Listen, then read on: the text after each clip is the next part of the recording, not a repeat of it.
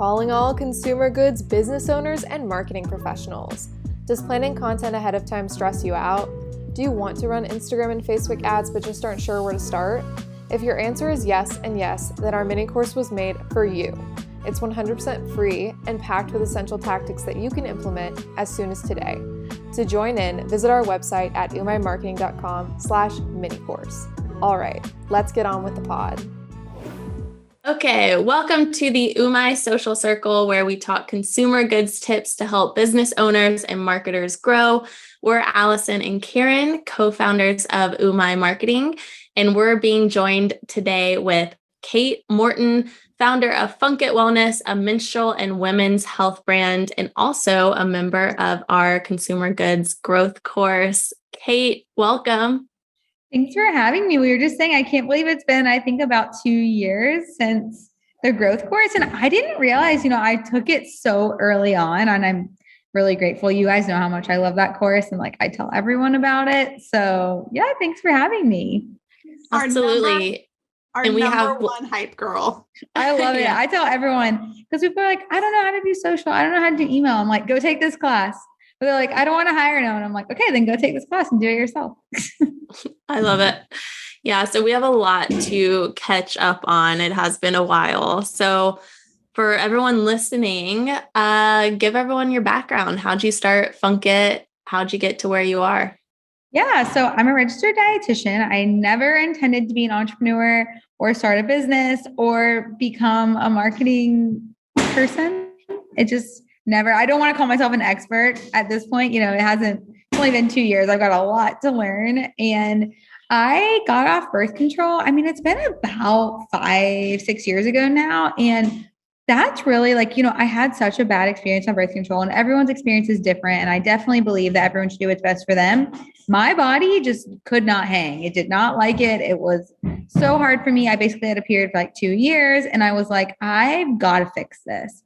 So I finally got off birth control, and I was so pumped. I was like, this is it. This is my time to shine. Everything's going to be great. And everything got so much worse because I'd been on it for 10 years.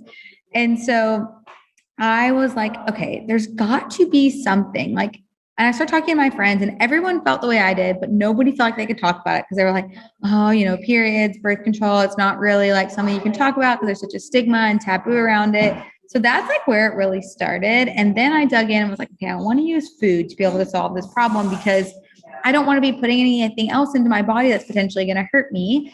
And so that's kind of how Funk It got started. And our first product was seed cycling, which is still my absolute, I will seed cycle till I no longer have a period. And that is it. I will never stop. You can't make me stop, because the second I don't do it, the next month I feel terrible. And so we've got seed cycling. We just released a new food-based vitamin for the menstrual cycle, which is awesome. That took a year to create and 125 tries. It's naturally food stable. It's got plant-based vitamin D and calcium.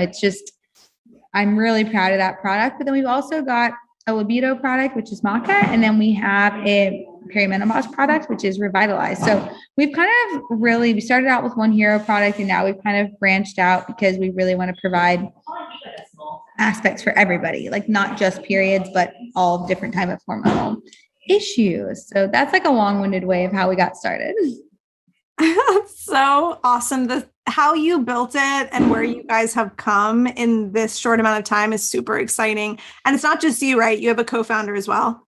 Yep. I have a co-founder. And so she's in Denver, actually. And so it's really interesting. She's a graphic designer and I'm a dietitian. So legitimately no business school was involved in the making of this company.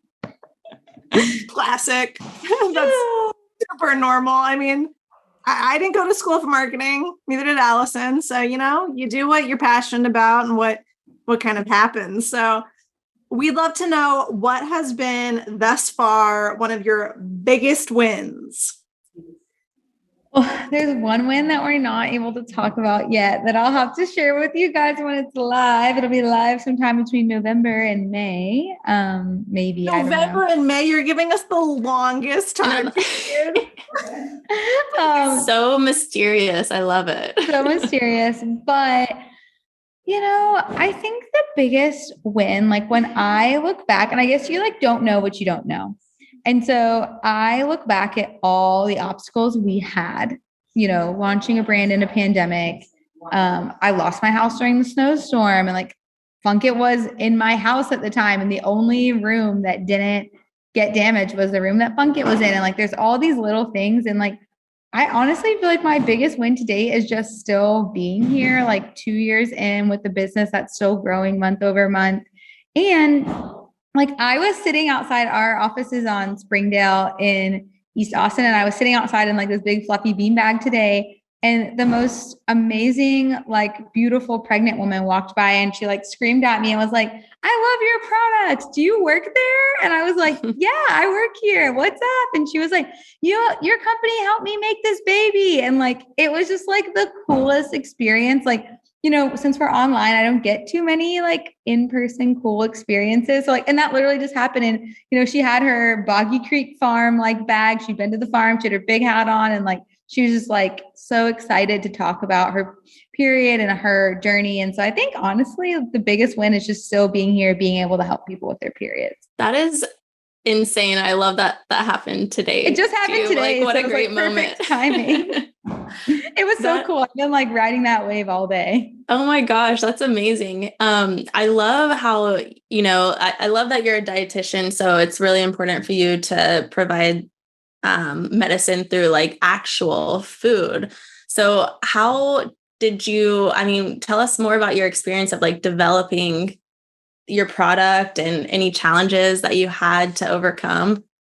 Yeah. So, seed cycling's been around a long time. So I definitely did not invent seed cycling. I just took my own spin on it. That's something that I was really passionate about, and nobody was selling like high quality organic B Corp certified farms, like from the US or Europe, seeds that were already pre-ground. And like that took us a long time to figure out how to do, because seeds are very volatile. So like when you're buying seeds at the grocery store, you know how they come in clear packaging? They shouldn't. The light like kills the nutrients in them. And so I never thought I would know this much about seeds in my life, but I know a lot about seeds now. And I think the biggest like challenge in the beginning with developing these products is, while I didn't invent the idea of seed cycling, I wanted to make it convenient, effective, and transparent. And so that was something that wasn't already on the market. And that took forever. It took like a whole year just to figure out how to grind the seeds in a way. We have like a proprietary process now where we process them, keep them super fresh, do not mess with the nutrients, and we get them to the customer within 4 to 6 weeks. So that was tricky. And, like I had never owned a business before, especially in food. So I called 300 co-packers. And 300? I didn't even know there were 300 co-packers. Oh, there's a lot. Like I would just like find these co-packer lists online, and like just call and call and call. And like, even if they like weren't related to me at all, like I would just call them. And like, so that was like a huge challenge. And then, actually Morgan, our all mutual friend, ended up introducing me to my current co-packer. So it ended up being through a friend where I found a co-packer.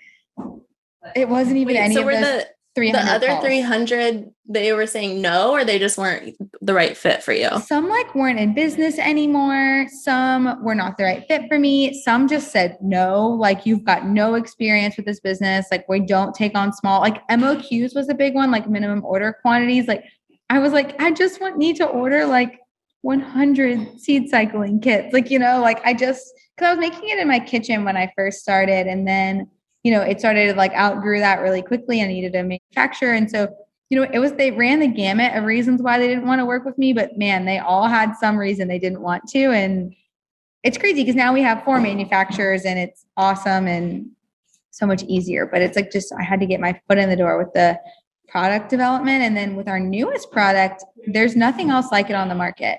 100% food-based vitamin that's shelf stable and specifically for the menstrual cycle. That there's a reason there's not any on the market. And we ran into pretty much every obstacle we could find, but I learned a lot about food development from our partner who helps us with that. And I flew out to Colorado so many times in the past year just to like be in the lab and like help with it myself, because I'm a little bit of a control freak. So I felt like I needed to like be there, much to probably their annoyment, but we're all good now. So we're still all friends. So it worked out. I need these cycle bites. I will be purchasing them later because I need the ease of just having it ready in my mouth. And obviously you knew that because that's why you made it. And I am so excited to get them.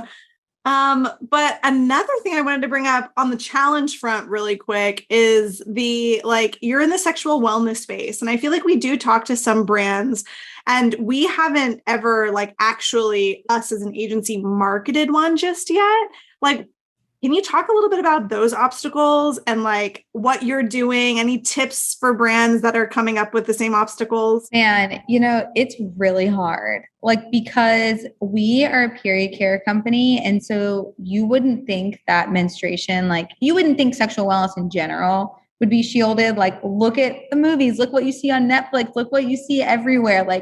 We're okay with it in every other aspect, but we're not okay with trying to actually give people good products. And so even period care, we get flagged on Facebook and Instagram and TikTok and every social platform. Probably at least once a week, we have something taken down or flagged or our ads are removed or whatever it is. And so it's really crazy. I know you guys went through the whole battle with me on my Instagram store. I just emailed Instagram, I think 100, I'm not 100. That's an exaggeration. That one is a hyperbole, but a lot of times. And so I think that is really challenging because they don't want to show your ads to people. They don't want to help show your profiles to people. Being shadow banned is a real thing. Sometimes your content sucks. Sometimes you're shadow banned. Who knows? But it's one of those things where I don't know. It's really hard. And a lot of our videos will get that weird censored over it. And you'll click on it and it's literally just someone talking about their period. Yeah. I mean, that's just not right. I mean, so Facebook even talks about what their policies are. And they say you can say vagina and you can talk about sexual wellness.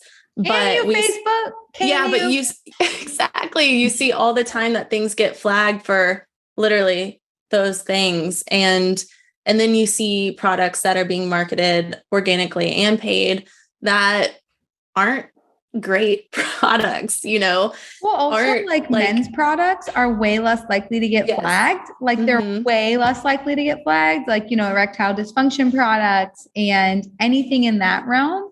I've seen them on Facebook so many times. And there was actually, I think it was the beginning of this year. I forget who it was, but a reproductive justice group, they really put together this massive survey for sexual wellness brands. And we're what's getting flagged? Can you show us examples? Can you send us in screenshots? So it was a long survey, but I know that I did it and a bunch of my friends in this space did it. And they actually went to Facebook, I'm pretty sure. And we're this is actually what you're doing. You say you're not doing it, but you are. That's great. It's kind of the pink tax thing, but happening on Meta, that's so frustrating. Makes me so mad. I'm giving a TED talk next week and the pink tax is in there. And I've been trying really hard to find the numbers of how much money Texas makes off the pink tax. But of course they make it really difficult, but it's somewhere around $20 million a year. Pink tax. Well, yeah, I mean, short from just reaching out to support, I think that's definitely, one of the main things that you got to do, but kind of just even language on your videos, language that you use, it's just so specific. And I think it's really tricky because when we talk about language, one of the big things we're trying to do is use medically accurate education. But then on TikTok, when I have to spell period different or spell vagina different or spell sex different, that's not teaching the next generation the medically accurate terms for our bodies. And there's a lot of research that those pet names and things like that are actually what cause a lot of confusion later in life, especially when it comes to sexual experiences. So I don't know, it's hard because on TikTok, you have to get around it. And I understand to a point, but I also am these are biological terms. Mm-hmm. Well, something I do think that you really excel with is relationship building. And I know that's a big part of your process of taking this brand from 0 to 100 in 2 years or so. So would love to hear how you go about, developing these relationships. And I'm laughing because I'm just imagining you calling 300 co-packers and just calling, anyone on the phone to make a relationship. But would love to hear how you make relationships and how that's affected your business. I think something that we've really honed in on is like working with people who have the same values as us.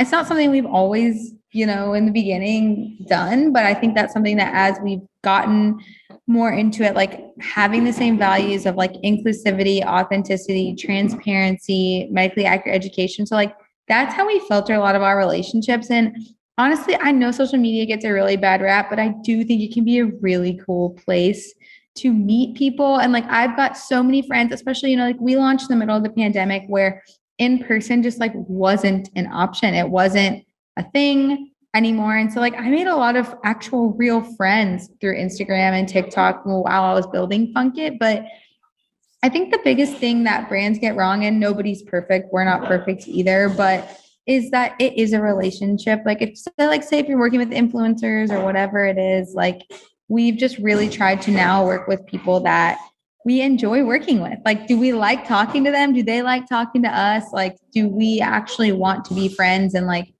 interact with our content? And, I think people are so special. And I think that that's such a big part of business. And I think it's a part that's missed a lot. Like, what's your relationship like with your customer? Like, I still do all the customer service, and that's on purpose. It's because I want to be able to connect and know exactly what's going on in my business. And I know that's something I'm going to need to let go eventually, probably in the near future, but I want to have a relationship with my customers, my suppliers, my co-packers, my manufacturer, I want to actually know the people I'm doing business with and who are doing business with me. And I think it's actually probably one of my favorite parts of my job is like the relationship part. I'm getting better at talking to people in person again. I feel like I got like kind of awkward for a while, like we forgot how to do it. But I don't know.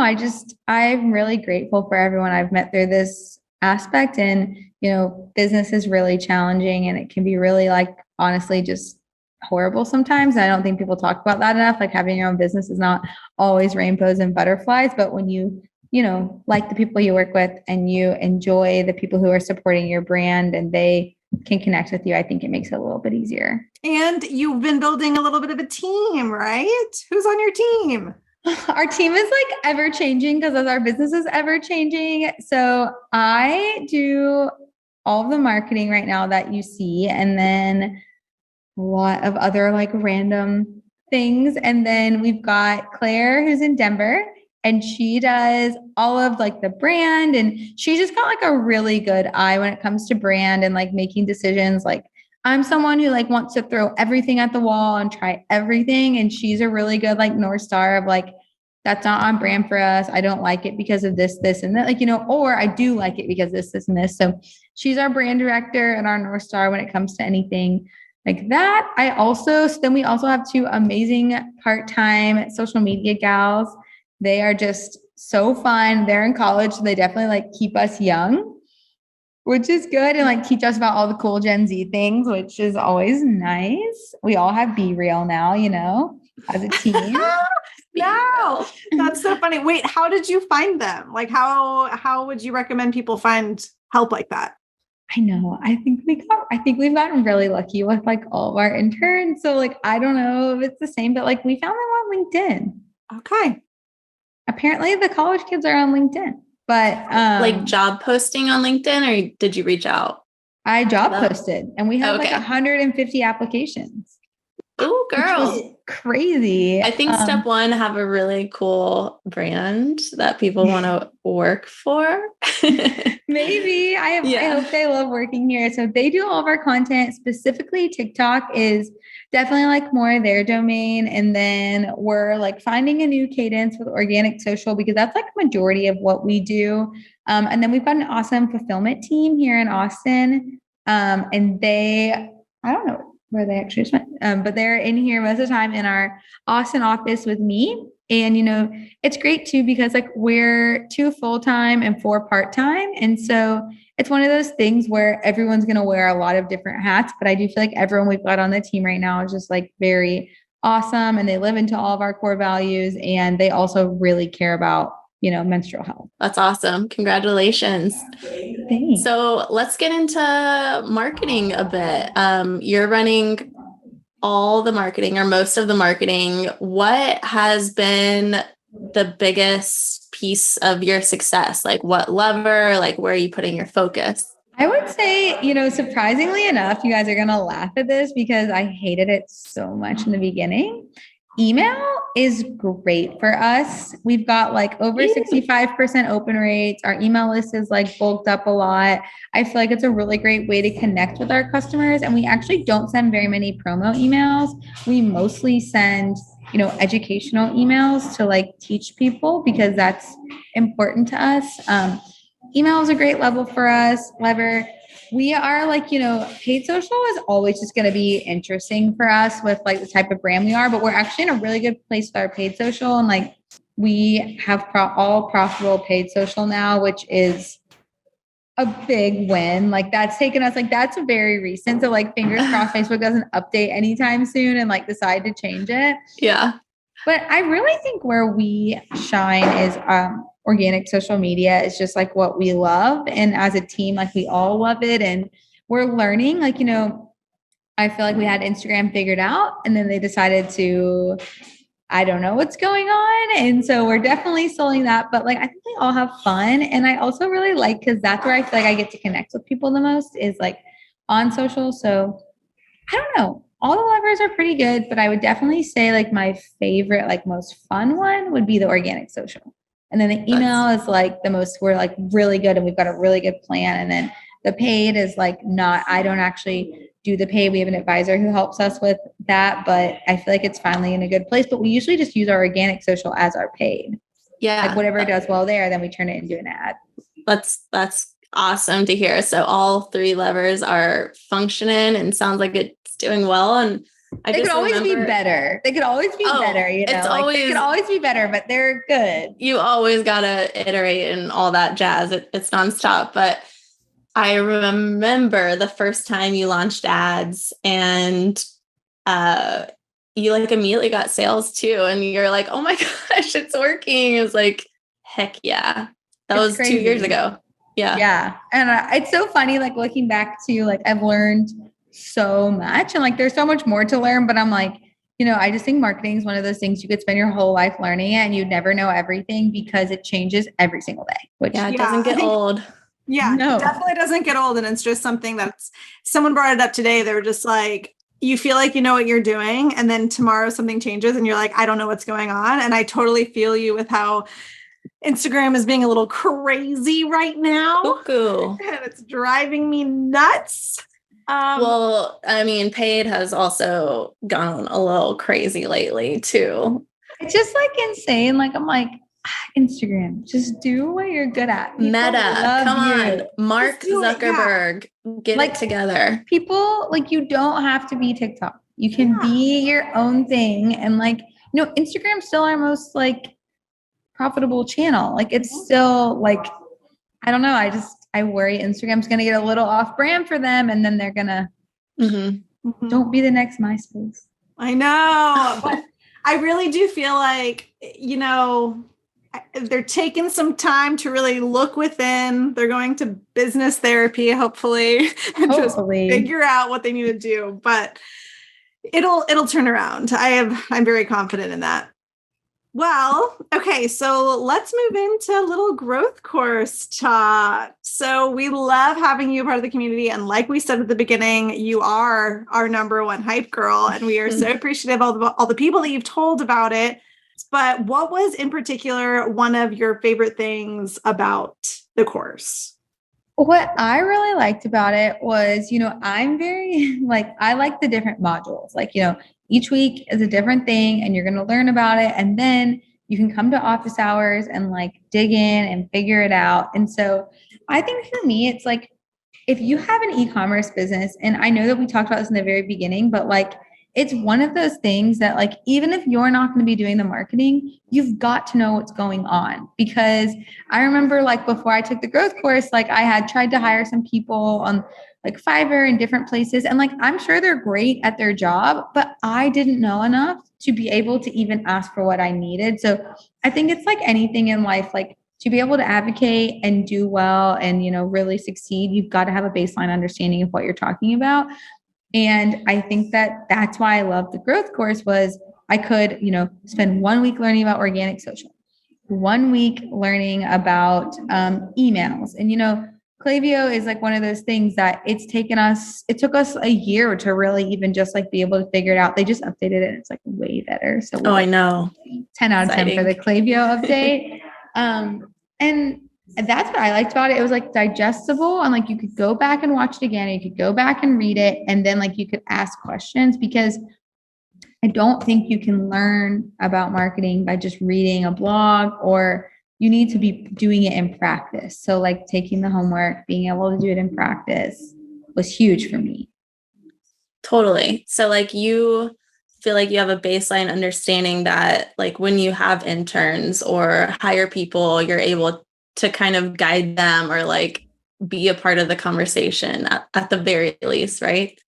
Yeah. And like, I think that's it. Like we know what to look for. Like, so even like, I think like sometimes people are like, oh, I hired an intern, they didn't do anything. I'm like, well, I mean, they're interns. Like they're learning. Like, did you teach them? Like, do you know what you're doing? Like, they are not gonna, I don't know. So I think it's one of those things that if you're expecting someone on your team to do it, you don't have to be an expert at it, but if they're entry level, you better understand that they're going to need help. And like, you're going to be able to, on some level, have to provide that.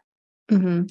Yeah. I that's so frustrating when people bring on, interns who are there to really learn. Like it's a two-way relationship. They're really there to like learn from you or from your team. And you have to provide that. They're not going to just, you probably have awesome Gen Z interns who could teach us a thing or two about TikTok, but it's definitely a two-way relationship there.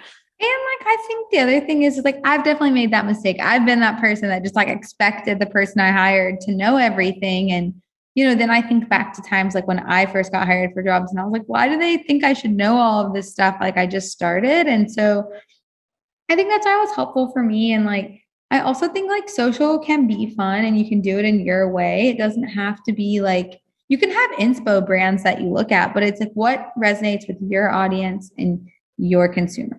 Like, is it being on stories more? Like, is it doing more reels? Is it being on TikTok and Pinterest and Instagram? And so we've been a little lax on Instagram lately. We've got to get back on our game. It's okay now. Right now they can wait it out. That's like my thing is I'm like, I don't want to put a ton of time in this right now. If it's like you're not even going to show it to anybody.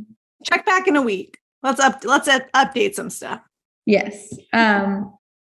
But yeah, I think that's what I liked about it is I felt like I didn't know anything about marketing. And I also think in my experience, people overcomplicate things and nobody wants to even try or get started because it seems so intimidating. And I felt that way. I was like, well, I don't know how to make an ad, or I don't even know how to structure an email or like do any of these things. And that course helped me learn a lot about it. That's great. And now you're just like a marketing guru. I love it.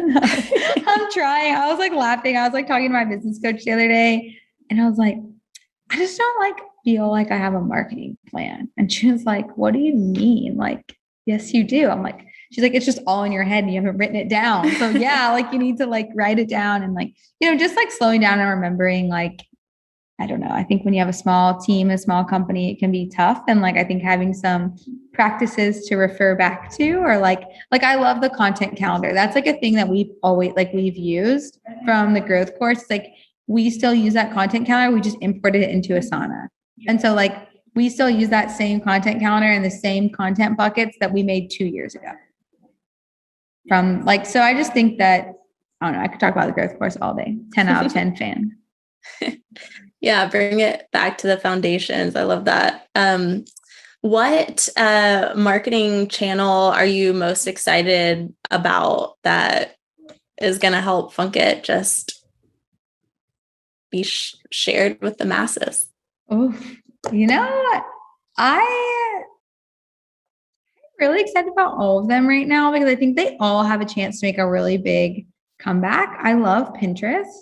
Pinterest is one that we dabble in quite a bit these days. Not like a super profitable channel, but we're an education brand, so I think it makes sense for us. And I love TikTok, and I think that it's a place to be less polished and more funny, and I would say Instagram's definitely like the more polished version.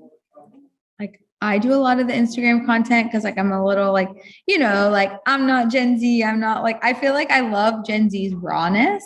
Mhm. And so I think that's why I love TikTok so much is like, I love getting on there and like, I feel like it's really real and you can like show your brand personality. And then, also you can like make TikToks in like 2 seconds. Like they're so easy and you never know what's going to do well or resonate with people. And so I think that's really fun. I really like Be Real, but I don't know. I kind of hope it doesn't get monetized. I like it as just like a purely like social media for me. Yeah. I hope Be Real doesn't get monetized because it's really fun. I'm sure it will. They raised $30 million, so I'm sure they're going to. Oh yeah. They got to totally. monetize.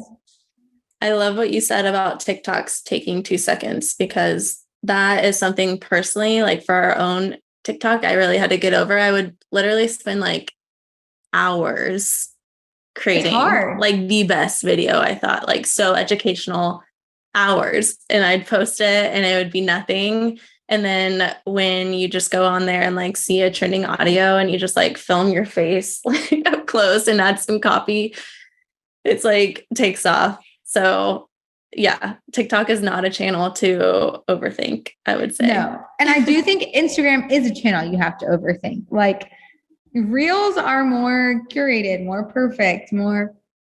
And so then sometimes like I'll go to make a reel and I'm like, oh, didn't do well. And I'm like, well, I didn't put any effort into it. And like Instagram's just like, I don't know though. Like sometimes we'll repurpose like TikTok, Instagram, like we'll interchange them. And, I'll find if it doesn't do well on one platform, it probably is going to do well on the other one. Oh, you see like the opposite. I see the opposite thing blow up. Interesting. I think it's our two audiences too. Like they're very different. Yeah.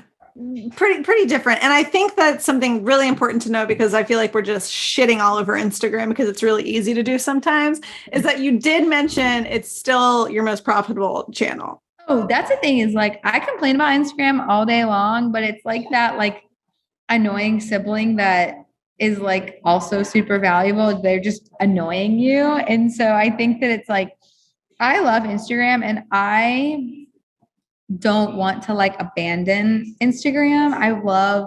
I also love like working with different brands on Instagram. Like that's something that I really enjoy is like brand partnerships. And we're definitely like that's a whole other, and you guys go over that in the growth course too. Like brand partnerships are a whole other thing because like for us, it's like, okay, do we want to partner with people who are complementary? Do we want to partner with someone who's almost the exact same as us and just see what happens? Like it's interesting, like with the strategy of that side.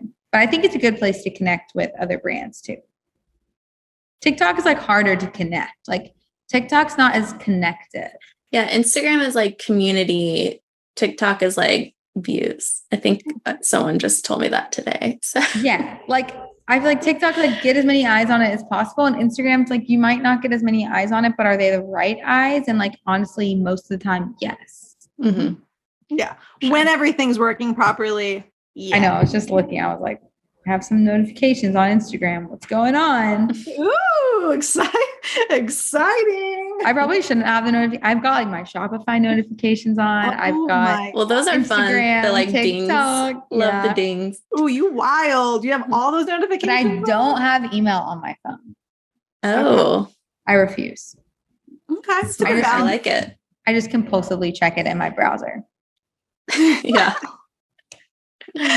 That checks out. Okay, Kate, thank you so much for your time. We want to leave this right before we sign off. What would be your biggest piece of advice for other small CPG business owners who may be listening in? Yeah, if you're listening, I mean, I would really lean into social media. I still like see a lot of people who are really hesitant and it's scary. Like putting yourself out there and like it's something you have to make a decision about, but I do think like putting yourself out there, like if you're a small business, people want to connect with you. And that was really hard for me for a long time. I was like, I don't want to be in any of the content. Like, I don't want to do this. I don't want to do that. And like, for me, it was really like ego and fear getting in the way. And then I started putting myself out there, and then like people could connect more with me and the brand. And then I felt more connected to my customers. So I know it's scary. You might be like, I'm not like a video person. I'm not like a camera person. I was not either. You should see, and I'm no expert now, but like you should see some of the first pieces of content we put out, like compared to now. Like you can do it. You can connect with your customers, and it's free. Like organic social, it's free. It takes your time, but I guarantee like in the beginning, I had more time than I had money. So that's why I will die on the hill that organic social media is not dead. It is alive and thriving. 15% of our revenue comes from organic social, and that's free. We're not, and it's probably more than that. That's just exactly what I can track through Shopify. I love that. What did you just say? I didn't have a lot of money, but I had time. More time than money. I had more time than money. And so organic social is time. Yeah. Not money. So love it. Yeah, that's it. Yeah, I love that end statement.